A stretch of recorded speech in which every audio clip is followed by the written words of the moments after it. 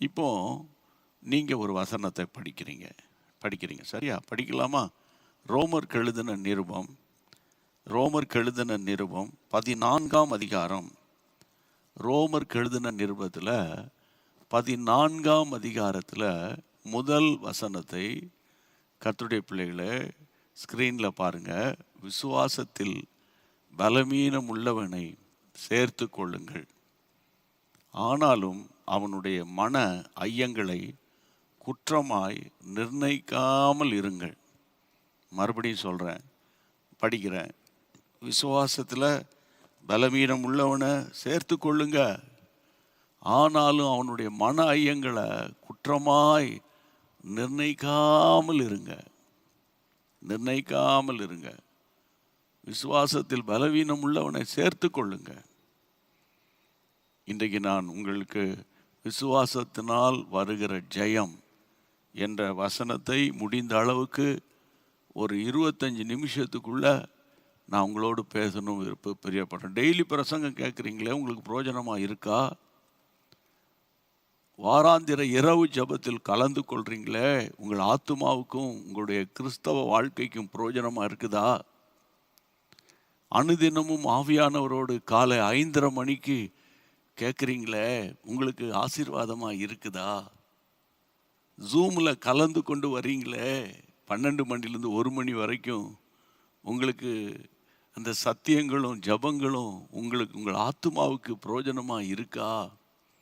ஆமாம் இருக்குது அப்படின்னா ஒரு 2 வரி ஜூம் மீட்டிங் அல்லது நைட் ப்ரேயர் அல்லது ஈவினிங் மீட்டிங் அல்லது அன்னதினம் ஆவியானவரோடு ஒரு 2 வரி வாட்ஸ்அப்பில் 9841252836 சரியா? அல்லது 7299546363 அல்லது கத்தடி பிள்ளைகளை 72000250 கத்தடி பிள்ளைகளை 636 போன்ற எண்களுக்கு நீங்கள் ஒரு வாட்ஸ்அப் மெசேஜ் அனுப்பினா, ஓஹோ இந்த ஊர்லேருந்து, இந்த மாவட்டத்திலிருந்து, அல்லது இந்த மாநிலத்திலிருந்து அல்லது இந்த நாட்டிலிருந்து இந்த கர்த்தருடைய பிள்ளை கேட்டிருக்காங்க போல, ஸ்தோத்திர ஆண்டவரேன்னு உங்களை நினச்சி நாங்கள் ஸ்தோத்திரம் பண்ணுவோம். மட்டுமல்ல, உங்களுடைய சாட்சிகளை என்ன செய்வோம்னா, இந்த மாலை கூட்டத்தில் நான் தானே படிப்பேன், உங்களுக்கு தெரியும்ல. நாளைக்கு சாட்சிகள் படிப்போம். நாளைக்கு இன்றைக்கெலாம் டைம் கிடையாது. நாளைக்கு சாட்சிகளை கர்த்தர் சித்தமான படிப்போம். இன்றைக்கு இரவே நீங்கள் கடந்த கால அனுபவங்களில் கூட எக்ஸ்பீரியன்ஸை கூட டெஸ்டிமனியாக நீங்கள் எழுதி உடனே அனுப்புனா நல்லாயிருக்கும். ஆண்டவருக்கு மகிமை உண்டாகட்டும். கர்த்தருக்கு ஸ்தோத்திரம். இன்றைக்கு நான் வாசிக்க சொன்ன வசனம், ஒருவன் விசுவாசத்தில் பலவீனம் உள்ளவனாக இருந்தால் அவன் பலவீனம் உள்ளவனை சேர்த்து கொள்ளுங்க, அவனுடைய மன ஐயங்களை குற்றமாக நீங்கள் நிர்ணயிக்காதீங்க அப்படின்னு அப்போஸ்தலனாகிய பவுல் கர்த்தருடைய பிள்ளைகளை ஒரு ஆலோசனையை கூறுகிறார். விசுவாசத்தில் பலவீனம் உள்ளவர்கள், இப்போ உங்களுடைய மனைவிக்கு இருக்கிற விசுவாசம் உங்கள் கணவருக்கு இருக்காது, கணவருக்கு இருக்கிற விசுவாசம் மனைவிக்கு இருக்காது. சரி, கணவன் மனைவிக்கு இருக்கிற விசுவாச ஜீவியம் பிள்ளைகளுக்கு இருக்காது. அப்போ நீங்கள் உடனே அவங்கள கண்டம் பண்ணிடக்கூடாது, கண்டம்னேஷனே இருக்கக்கூடாது. என் புருஷனுக்கு விசுவாசமே இல்லை, அவர் வேறு சர்ச்சு மெம்பரு, எங்கள் சர்ச்சுக்கு வர மாட்டேங்கிறாரு, எங்கள் சர்ச்சுக்கு வந்துட்டார்னா அவருக்கு விசுவாசம் வந்துடும், அவர் அந்த சர்ச்சில் இருக்கிறாரு, அவங்க அப்பா அம்மாலாம் அந்த சபையை சேர்ந்தவங்க, இப்படியே நீங்கள் பிரிவினைவாதிகளாக இருக்கக்கூடாது. உங்களுடைய விசுவாசத்தின் அளவினால, உங்களுடைய விசுவாசத்தினால, உங்கள் விசுவாச ஜபத்தினால உங்கள் கணவரை, புருஷனை நீங்கள் அதாவது ஆதாயப்படுத்த முடியும். என் பையனுக்கு படிக்க மாட்டேங்கிறான், பைபிள் படிக்க மாட்டேங்கிறான், ஜெபம் பண்ணவும் மாட்டேங்கிறான் அப்படின்னு ஒரே குற்றம் சாட்டி கொண்டு இருக்கிற அந்த குற்றம் சாட்டுகிறத கொஞ்சம் நிறுத்துங்க. உங்கள் பிள்ளை அவனுக்கு விசுவாசம் இருந்தால் தான் பைபிள் எடுத்து படிப்பானே, அவனுக்கு அதில் விசுவாசம்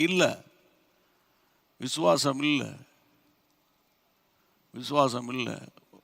தகப்பன் வியாதியின் படுக்கையில் படுத்து கிடக்கிறாரு, தகப்பனுடைய வியாதி மாறினா நான் ஏற்றுக்கிறேன்டா, அது மாற மாட்டேங்குது, ரொம்ப கிரிட்டிக்கலாக போகும்போது அவனுடைய விசுவாசம் தடுமாறும். விசுவாசம் தடுமாறும். ஆனால் கர்த்தருடைய பிள்ளைகளே, இந்த நாட்களில் கர்த்தருடைய நீங்கள் பல உபத்திரவங்களின் வழியாக கடந்து வந்தவங்க. அவனுக்கு அந்த உபத்திரவத்தின் வழி தெரியாது. அப்போ நீங்கள் அந்த விசுவாசத்தில் பலவீனமான உங்கள் மகனை சேர்த்துக்கிடணும். விசுவாசத்தில் பலவீனமான உங்கள் ஒய்ஃபை சேர்த்துக்கிடணும். அவளை குற்றஞ்சாட்டிக்கிட்டே கிடக்கக்கூடாது. அவளுடைய ஜீவியம் சரியில்லை, அவன் நான் நகையெல்லாம் கலட்டி இருக்கிறேன், அவன் நகை கலட்டலை. புரிதா? சில இடங்களில் சரி, ஓகே, நீங்கள் நகையை கழட்டியிருக்கீங்கப்பா, நீங்கள் உடையை மாற்றியிருக்கிறீங்க, எல்லாம் ஓகே, உங்களுடைய விசுவாசம், உங்களுடைய அர்ப்பணிப்பு ஓகே. ஆனால் அவர்கள் யார்? உங்களுடைய மனைவி தானே, அவர்கள் யார்? உங்களுடைய கணவன் தானே. அப்போ அவர்களுக்கு முன்பாக உங்களுடைய நடக்கை நிமித்தம், உங்களுடைய நல் நடக்கையினால் அவர்களை ஆதாயப்படுத்தி கொள்ளணும் தான் பைபிளில் படிக்கிறோம். அப்போ விசுவாசத்தில் பலவீனமானவனை நீங்கள் சேர்த்து கொள்ளுங்க. ஆனாலும் அவனுடைய மன ஐயங்களை குற்றமாக நிர்ணயிக்காதீங்க. அவங்க மைண்டில் அவங்க சொல்கிறத, கர்த்தருடைய பிள்ளைகளை, அவங்க பேசுகிற வார்த்தையை குற்றம் சாட்டாதீங்க அப்படின்னு அப்போஸ்தலனாகிய பவுல் சொல்லுகிறார். ஆண்டவருக்கு மகிமை உண்டாகட்டும். கர்த்தருடைய பிள்ளைகளே, இந்த விசுவாசத்தில் இருந்து ஒருவனை தடுமாற செய்கிறது எது? விசுவாசத்தில் இருந்து ஒருவரை பலவீனப்படுத்துகிறது எது? நீங்கள் இதை படிக்கணும். ரொம்ப முக்கியமான சப்ஜெக்ட். கொஞ்சம் பேர் நீங்கள் எவ்வளோ பேர் கேட்குறீங்க எனக்கு தெரியல, எனக்கு தெரியாதுல்ல. எவ்வளோ பேர் பார்க்குறாங்க, என்ன இது எந்த ஊர்லேருந்து பார்க்குறாங்க, என்ன மேட்ருன்னு எனக்கு தெரியாது. ஆனால் தினந்தோறும் நீ நடத்து, தினந்தோறும் ஜனங்களை ஊக்குவி, தினந்தோறும் ஜனங்களை பலப்படுத்து, அவன் வருகைக்கு ஆயத்தப்படுத்து, சரியா நித்தியத்துக்கு ஆயத்தப்படுத்து என்று ஆண்டவர் என்னை பாரப்படுத்தினதுனால தான் நானும் என் ஒய்ஃபும் அப்புறம் நம்ம உடன் ஊழியர்களும் சேர்ந்து போராடினோம். நாங்கள் உங்களுக்காக பரிந்து பேசுகிறோம். விசுவாசிகளே, இன்றைக்கு நான் சொல்கிறேன், தேவனுடைய பிள்ளைகளே, உங்களுடைய விசுவாசத்தை குலைக்க அல்லது உங்கள் விசுவாசத்தை கெடுக்கிற சாத்தான் யார்? வாசிங்க பைபிளில் ஏசாயா தீர்க்கதரிசியின் புத்தகம். ஏசாயா தீர்க்கதரிசியின் புத்தகம், கர்த்தருடைய பிள்ளைகளே, நீங்கள் வாசிக்க வேண்டிய வசனம் 36. ஏசாயா தீர்க்கதரிசியின் புத்தகம் 36ஆம் அதிகாரம் 4ஆம் வசனம். 4ஆம் வசனம். ரப்சாக்கே அவர்களை நோக்கி, அசீரியா ராஜாவாகிய மகாராஜாவானவர் உரைக்கிறதும் நீங்கள் எசேக்கியாவுக்கு சொல்ல வேண்டியதும் என்னவென்றால், நீ நம்பி இருக்கிற நம்பிக்கை என்ன? அதாவது எசேக்கியா ராஜா தேவ மனிதன். முதல் வசனத்தை படிக்கலாம். முதல் வசனம் என்ன? எசேக்கியா ராஜா அரசாண்ட 14ஆம் வருஷத்தில் அசீரிய ராஜாவாகிய சனகரிப்பு யூதாவில் இருக்கிற அரணான சகல பட்டணங்களுக்கு விரோதமாக வந்து அவைகளை பிடித்து கொண்டான். அசிரியா ராஜாவாகிய சனகரிப்பு வந்து பிடிச்சுக்கிட்டான். யூதாவில் உள்ள அரணான பட்டணங்களை பிடிச்சிட்டான். 2ஆம் வசனத்தை படிக்கும்போது கர்த்தருடைய பிள்ளையில், அப்பொழுது அசிரியா ராஜா லாகீசில் ராப்சாக்கே பெரிய சேனையை எருசலேமுக்கு எசேக்கியா ராஜாவிடத்தில் அனுப்புகிறான். அவன் வந்து வண்ணாந்துறையின் வழியில் உள்ள மேல் குளத்து சாலக தண்டையில் நின்றான். 3ஆம் வசனம். அப்பொழுது கர்த்தருடைய பிள்ளைகளை, இல்கியாவின் குமாரனாகிய எலியாக்கிம் என்னும் அரண்மனை விசாரிப்புக்காரனும் செப்னா என்னும் சம்பிரதியும் ஆசாப்பின் குமாரனாகிய யோவாக் என்னும் கணக்கனும் அவனிடத்தில் புறப்பட்டு போனார்கள். 4ஆம் வசனம். ராப்சாக்கே அவர்களை நோக்கி, அசிரியா ராஜாவாகிய மகாராஜானவர் உரைக்கிறது, நீங்கள் எசேக்கியாவுக்கு சொல்ல வேண்டியது என்னவென்றால், நீ நம்பியிருக்கிற இந்த நம்பிக்கை என்ன? 5ஆம் வசனத்தை படிக்கலாம். யுத்தத்துக்கு மந்திர ஆலோசனையும் வல்லமையும் உண்டென்று சொல்லுகிறாயே, அது வாய் பேச்சன்றி வேறல்ல. நீ விரோதிக்கும்படி யார் மேல் நம்பிக்கை வைத்திருக்கிறாய்? யார் மேல் நீ நம்பிக்கை வைத்திருக்கிறாய்? கர்த்தருடைய பிள்ளைகளே, அதாவது எதிரியாகிய கர்த்தருடைய சனகரிப்பு, எதிரி சனகரிப்பு, அவன் யூதா, வசனம் சொல்லுகிறது, ராஜாவாகிய எசேக்கியாவுக்கு விரோதமாக, எசேக்கியா ஜனங்களுக்கு விரோதமாக பேசும்போது 4ஆம் வசனத்தின் கடைசி பாகத்தில், நீ நம்பி இருக்கிற இந்த நம்பிக்கை என்ன? பிசாசு நம்பிக்கையில் தான் கை வைப்பான். நம்ம ஆண்டவரை சார்ந்து வாழ்ந்து கொண்டிருக்கிற ஒரு சந்ததி, சொல்லுங்க, நான் இயேசுவை சார்ந்து வாழுகிற சந்ததி. சொல்லுங்க, அப்படி சொல்லுங்க. நான் பாருங்க, 2 கை எப்படி வச்சிருக்கேன். நீங்க சொல்லுங்க, நான் இயேசுவை மட்டும் சார்ந்து வாழுகிற ஒரு சந்ததி. கர்த்தருக்கு ஸ்தோத்திரம். யோபின் புத்தகத்தில் படிக்கும்போது, யோபின் புத்தகம் 21ஆம் அதிகாரம், யோபு 21:15 படிங்க பார்ப்போம். திருப்புங்க. யோபின் புத்தகம் 21:15, சர்வ வல்லவரை நாம் சேவிக்க அவர் யார்? அவரை நோக்கி ஜெபம் பண்ணுவதனால நமக்கு என்னப்பா பிரயோஜனம்? இன்னொரு முறை வாசிக்கிறேன். சர்வ வல்லவரை சேவிக்க அவர் யாரு? அவரை நோக்கி ஜெபம் பண்ணுவதனால நமக்கு என்ன பிரயோஜனம்? ஜெபிக்க ஜெபிக்க போராட்டம் கூடுதா குறையுதான்னு விசுவாசிகள்கிட்ட நான் கேட்பேன். பொதுவாக பிரசங்கம் பண்ணும்போது, பிரசங்க வேலையில் பிரச்சனை கூடுதுன்னு தான் சொல்லுவாங்க. ஆமாம், நான் என்ன சொல்லுவேன், ஜெபிக்கிறவனுக்கு போராட்டம் வருமா, ஜெபிக்காதவர்களுக்கு போராட்டம் வருமானு ஒரு கேள்வி கேட்கும்போது, எல்லாரும் ஜெபிக்கிறவங்களுக்கு தாயா போராட்டம் வருது அப்படின்னு சொல்லுவாங்க. நான் என்ன சொல்லுவேன், போராட்டம் ஜெபிக்கிறவங்களுக்கும் வரும், ஜெபிக்காதவங்களுக்கும் வரும். ஆனால் போராட்டத்தில் ஜெபிக்கிறவன் ஜெயம் பெற்று விடுவான். ஆமேன். ஆனால் என்ன, அதுக்கு கொஞ்சம் நம்ம டைம் எடுக்கும். இப்போ கர்த்தருடைய பிள்ளைகளை பரீட்சை எழுதின உடனே ரிசல்ட் சொல்கிறாங்களா? அது சில மாதங்கள் காத்திருக்க வேண்டியது அவசியம். அப்போ தான் அதனுடைய ரிசல்ட்டை நம்ம பார்க்க முடியும்.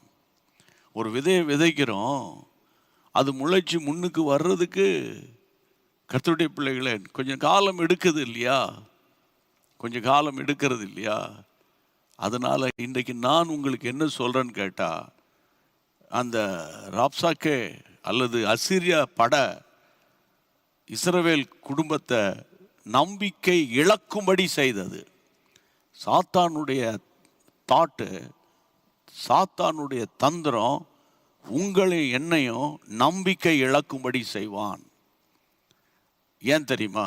ரோமர் 5ஆம் அதிகாரம், திருப்புங்க திருப்புங்க, என்னை பார்த்துக்கிட்டு இருக்காதீங்க, திருப்புங்க. ரோமருக்கு எழுதின நிருபம் 5ஆம் அதிகாரம் 3ஆம் வசனம். எடுத்துட்டீங்களா? அது மாத்திரமல்ல, உபத்திரவம்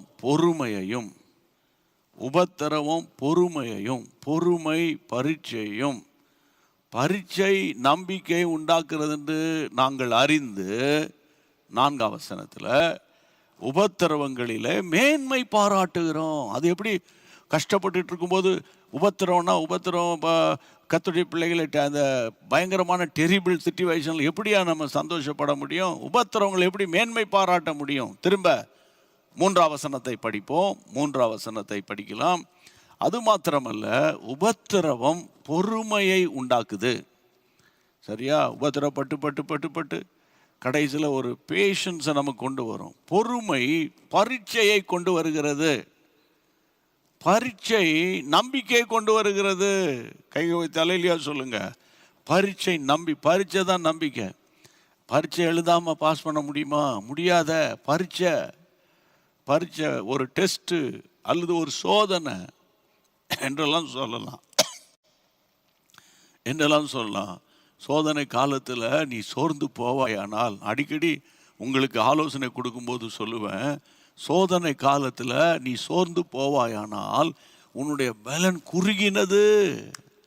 ஆமாம், சோதனை காலத்தில் தான் கர்த்தருடைய பிள்ளைகளை சோதனைக்காரன் வருவான். அவன் பேர் சோதனைக்காரன். பிசாசுக்கு இயேசு 40 நாள் உபவாச ஜெபத்துக்கு பிறகு வந்தான அவன் சோதனைக்காரன். இப்போ இந்த நாட்கள் அல்லது இந்த வாரத்தில் ஏதோ ஒரு சோதனை அல்லது ஏதோ ஒரு பரீட்சை உங்களுக்கு டெஸ்ட் வச்சிருப்பார் ஆண்டவர். அப்போது இந்த டெஸ்ட்டு எப்போ பார்த்தா டெஸ்ட்டு. இங்கே பாருங்கள், ரொம்ப சிம்பிளாக சொல்கிறேன். எப்போ பார்த்தாலும் சில பள்ளிக்கூடத்தில் டெஸ்ட் வச்சுக்கிட்டே இருப்பாங்க. மிட் டேர்ம் டெஸ்ட் வைப்பாங்க, வீக்லி டெஸ்ட் வைப்பாங்க, விட்டா டெய்லி கூட டெஸ்ட் வைப்பாங்க. அந்த மாதிரி பள்ளிக்கூடத்துக்கு போய் படிப்பதற்கு யாருக்கு சந்தோஷமாக இருக்குன்னு நினைக்கிறீங்க? அந்த படிப்பின் மேலே ஒரு ஆர்வம், நல்ல மார்க் வாங்க வேண்டும் என்ற ஒரு எண்ணம். அப்படிப்பட்ட பிள்ளைகளுக்கு தான் weekly test, monthly test, mid term test, என்ன டெஸ்ட்டு வச்சாலும் அவங்க படிச்சுட்டே இருப்பாங்க. ஆனால் ஆர்வம் இல்லாத பிள்ளைகள் அவங்க டெஸ்ட்டில் முட்டை மார்க் வாங்குவாங்க. இல்லைன்னா அது அந்த காலத்தில் முட்டை மார்க்லாம் வாங்குறது, இந்த காலத்தில் டக்குன்னு லீவ் போட்டுருவான். ஏன்னா இன்றைக்கி டெஸ்ட்டு, நான் ஒன்றும் படிக்கல, எனக்கு ஒன்றும் தெரியாது, அதனால் நான் இன்றைக்கி லீவ் போட்டுறேன்ருவான். சரி, ஓகே, உன் இஷ்டம் அப்படின்ருவாங்க.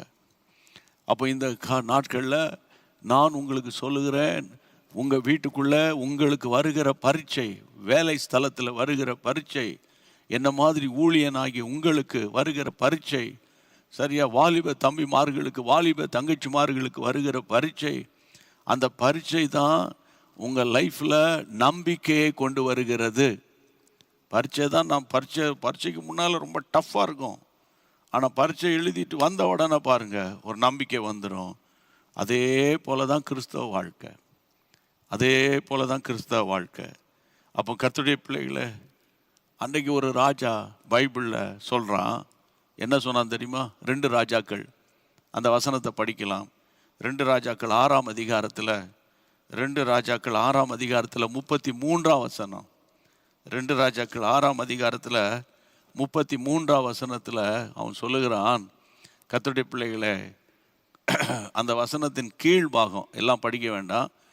நான் இனி கர்த்தருக்காக காத்திருக்க வேண்டியது என்ன என்று ராஜா சொல்லுகிறார் என்றான். இனி நான் கர்த்தருக்காக இவ்வளோ பஞ்சம் வந்துருச்சு, தேசத்தில் பயங்கரமாக பஞ்சம் வாட்டி வதைக்குது, இனியும் நான் கர்த்தருக்காக காத்திருக்க வேண்டியதான். இன்னும் கர்த்தர் செய்வார், சும்மா சொல்லிக்கிட்டே இருக்கிறீங்களே. 4 பேர்கிட்ட போய் பணம் கேட்டால் தானே, பணம் கேட்க மாட்டேன்றீங்க, ஒன்றும் கேட்க மாட்டேன்றீங்க. கர்த்தர் செய்வார் சொல்லிக்கிட்டே ஜெபம் பண்ணிக்கிட்டு இருந்தால் எப்படி அப்படின்னு சிலர் சொல்வது போல அந்த வசனத்தில் வாசித்தோம். இனியும் நாம் கர்த்தருக்காக காத்திருக்க வேண்டியது என்ன என்று ராஜா சொல்லுகிறார். அப்போ இந்த நாட்களில் கர்த்தருடைய பிள்ளைகளை, உங்களுடைய நம்பிக்கை யார் மேல் வைத்திருக்கிறீர்கள்? கர்த்தர் மேலில் விசுவாசம் வைப்பீர்களே ஆனால் உங்களுடைய நம்பிக்கை வீண் போகாது. ஆமேன். நான் நம்புகிறது அவராலே வரும், நான் நம்புகிறது என் ஆண்டவரால் வரும். கர்த்தருக்கு ஸ்தோத்திரம். எந்த சூழ்நிலையிலும் பாருங்க, சாத்ராக், மேஷாக், ஆபேத்நேகோ கொண்டு போய் அக்னி சூளையிலேயே போட்டுவிட்டாங்க. தூக்கிட்டு போனவனே செத்து போயிட்டான். ஆனால் உள்ளே இருக்கிறவர்கள் சாகவில்லை. அவர்களுடைய நம்பிக்கையை கர்த்தர் அங்கீகரித்தார். உங்கள் எல்லாருக்கும் தெரியும், தானியேலை கொண்டு போய் சிங்க கபியில் போட்டாங்க. வழக்கமாக சிங்கம் அப்படி வரும்போதே கவ்வி பிடித்து சாப்பிடக்கூடிய ஒரு பிராணி, அது பாட்டுக்கு அமைதியாக படுத்து கிடக்குது. சிங்கத்தின் வாயை கட்டினவர். இன்றைக்கு உங்களுக்குள்ளே பல உபத்திரவங்களின் வழியாய், கஷ்டங்களின் வழியாய், சோதனையின் காலத்தின் வழியாய், ஒரு கஷ்ட காலத்தின் வழியாய் நீங்கள் சென்று கொண்டிருப்பீர்களே ஆனால், கர்த்தருடைய நாமத்தினால ஏதோ உங்களை ஒரு என்கரேஜ் பண்ணணும், சும்மா உங்களை உற்சாகப்படுத்தணும்னு நான் பேசலை. புரியுதா உங்களுக்கு?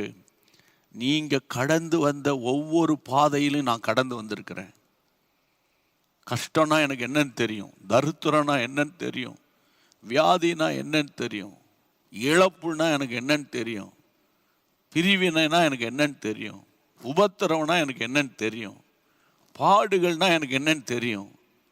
நேற்று இன்னைக்கு பேசுகிற பிரசங்க யாரு இல்லை, 1981 கர்த்தர் ரட்சித்து 84ஆம் ஆண்டிலிருந்து நான் பிரசங்கம் பண்ணிட்டு வரேன். நீங்களே கால்குலேட் பண்ணிக்கோங்க.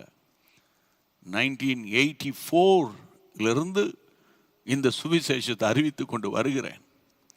அதனால் தைரியமாக ஒரே ஒரு வார்த்தை சொல்லுங்க, என் மீட்பர் உயிரோடு இருக்கிறார். சத்தமாக சொல்லுங்க, என் மீட்பர் உயிரோடு இருக்கிறார், என் மீட்பர் உயிரோடு இருக்கிறார். அடுத்த வார்த்தை, கர்த்தர் என்னை நடத்துவார். கர்த்தருக்கு ஸ்தோத்திரம். ஆரம்ப நாட்களில் விசுவாசத்தில் வந்த ஆரம்ப காலங்களில், ரட்சிக்கப்பட்ட ஆரம்ப காலங்களில் நமக்கு இருக்கிற நம்பிக்கையெல்லாம் ரொம்ப சூப்பராக இருந்திருக்கும். ஆனால் பாதை குறுகலாக ஆக ஆக ஆக ஆக அந்த குறுகினமான பாதைக்குள்ள போக போக போக போக போக போக போக கர்த்தருடைய பிள்ளைகள் நம்மால் சகிக்க முடியாத வேதனை அனுபவிப்போம். அதான் எபிரேயருக்கு எழுதின நிருபத்தில் 3ஆம் அதிகாரம் ஜெபம் பண்ண போகிறோம். 3ஆம் அதிகாரம் 14ஆம் வசனத்தை படிக்கலாம். எபிரேயர் 3ஆம் அதிகாரத்தில் 14ஆம் வசனத்தில் நாம் ஆரம்பத்தில் கொண்ட நம்பிக்கையை முடிவு பரியந்தம் உறுதியாய் பற்றி கொண்டிருப்போமாகில் கிறிஸ்துவினிடத்தில் பங்குள்ளவர்களாக இருப்போம். கிறிஸ்துவினிடத்தில் பங்குள்ளவர்களாக இருப்போம். ஆரம்பத்தில் கொண்ட நம்பிக்கையை, பெண் வச்சிருப்பீங்களே, நோட்டு வச்சிருப்பீங்களே, அந்த எபிரேயர் 3:14 அடிக்கடி திருப்பி திருப்பி வாசிக்கணும். நாம் ஆரம்பத்தில் கொண்ட நம்பிக்கையை முடிவு பரியந்தம் பற்றி கொண்டிருப்போமாகில், முடிவு பரியந்தம் பற்றி கொண்டிருப்போமாகில்.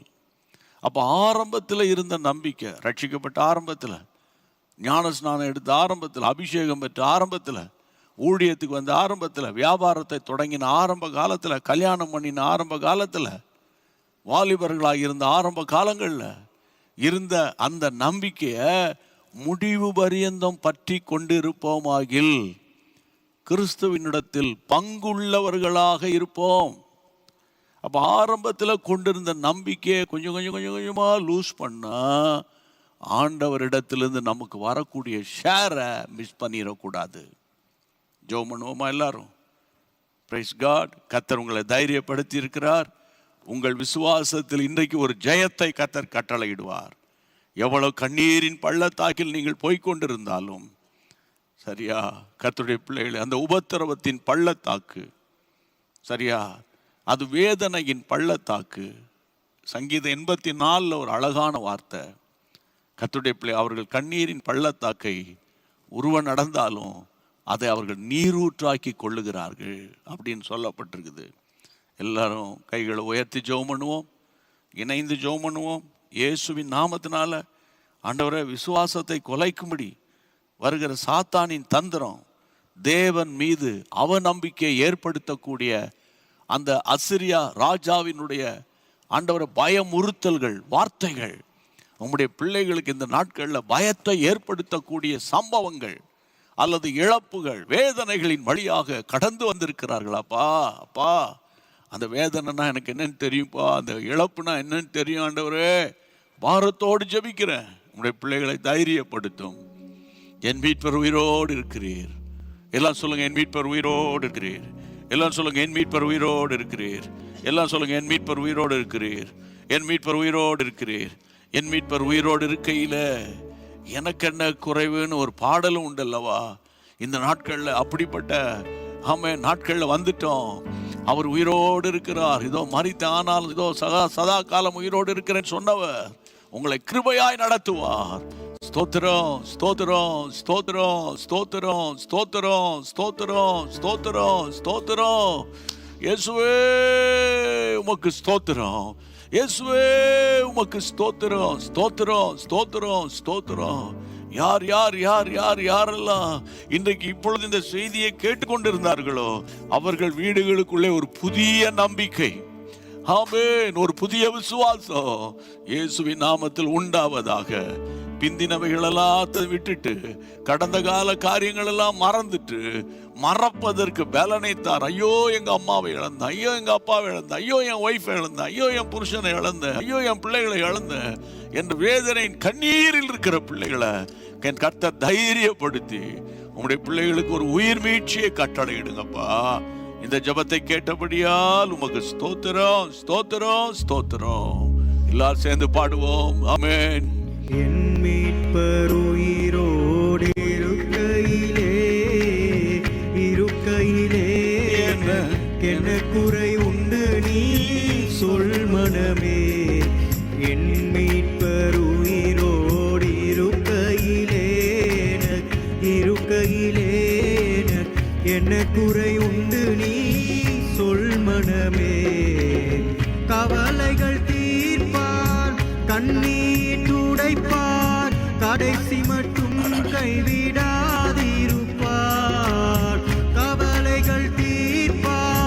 கண்ணீர் துடைப்பார், கடைசி மட்டும் கைவிடாதிருப்பார். பாவமன்னிப்பு அளிப்பார், பாக்கியம் கொடுப்பார், பரம பதவியினுள் எந்தனை எடுப்பார். என் மீட்பர் உயிரோ இருக்கையிலே என்ன குறை உண்டு நீ சொல் மனமே.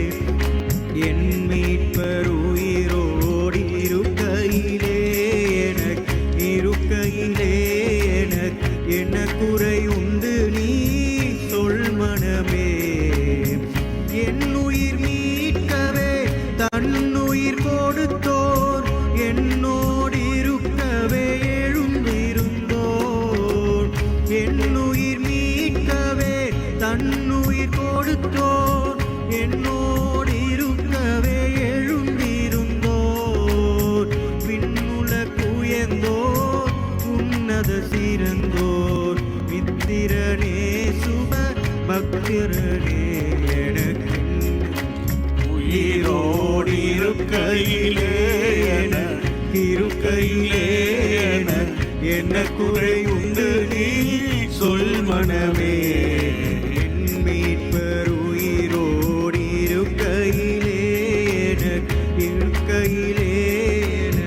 என்ன குறை உண்டு நீ சொல் மனமே. Praise God. ஆண்டவரே, ஒரு கூட்ட மக்களை என் ஆண்டவர் பலப்படுத்தின தயவுக்காக ஸ்தோத்திரம். ஆண்டவரே, முந்தினவைகளை நினைக்காமல் பூர்வமானவைகளை சிந்திக்காமல் உம்முடைய பிள்ளைகள் தொடர்ந்து ஓட கிருபை தாரும். இன்றைக்கு இரவு சமாதானமுள்ள ஒரு இளைப்பாறுதலை உம்முடைய பிள்ளைகளுக்கு கட்டளையிட்டு தம்முடைய நாமத்தை மகிமைப்படுத்தும். ஆண்டவரே, வியாதி உள்ள பிள்ளைகளுக்காக ஜெபிக்கிறோம். கர்த்தர் சுகத்தை தாரும். சமாதானம் இல்லையே, என் பிள்ளைகளால, என் புருஷனால, என் மனைவியினால, உறவுகளால யாரெல்லாம் சமாதானத்தை இழந்து நிற்கிறார்களோ, ஒரு சமாதானத்தை தாரும். உம்முடைய கிருபை அவர்களை தாங்கட்டும். எல்லா மகிமை துதி ஸ்தோத்திரங்களை உமக்கு செலுத்துகிறோம். நாளைக்கு இராதீங்க. ஆமாம், இதுவரைக்கும் சப்ஸ்கிரைப் பண்ணாதவங்க உங்கள் செல்ஃபோன் எடுத்து யூடியூப் சேனலுக்குள்ளே போங்க. அங்கே ஜீசஸ் மீட்ஸ் மினிஸ்ட்ரீஸ் அப்படின்னு டைப் பண்ணுங்க. சரியா? டைப் பண்ணோன்னா நம்முடைய சேனல் ஓப்பன் ஆகும். சப்ஸ்கிரைப் என்ற இடத்துல டச் பண்ணுங்க. சப்ஸ்கிரைப் பண்ணிடுவீங்க. ஒவ்வொரு நாளும் தேவனுடைய வார்த்தைகளை அதிகாலை 5:30 மணிக்கு கேட்கவும் செய்வார். இம்மட்டும் நடத்தினவர் இனிமேலும் நடத்துவார். சேர்ந்து சொல்வோம். என் ஆத்துமாவே கர்த்தரை ஸ்தோத்திரி, என் முழுவதுமே பரிசுத்த நாமத்தை ஸ்தோத்திரி. என் ஆத்துமாவே கர்த்தரை ஸ்தோத்திரி, கர்த்தர் செய்த சகல உபகாரங்களை மறவாதே.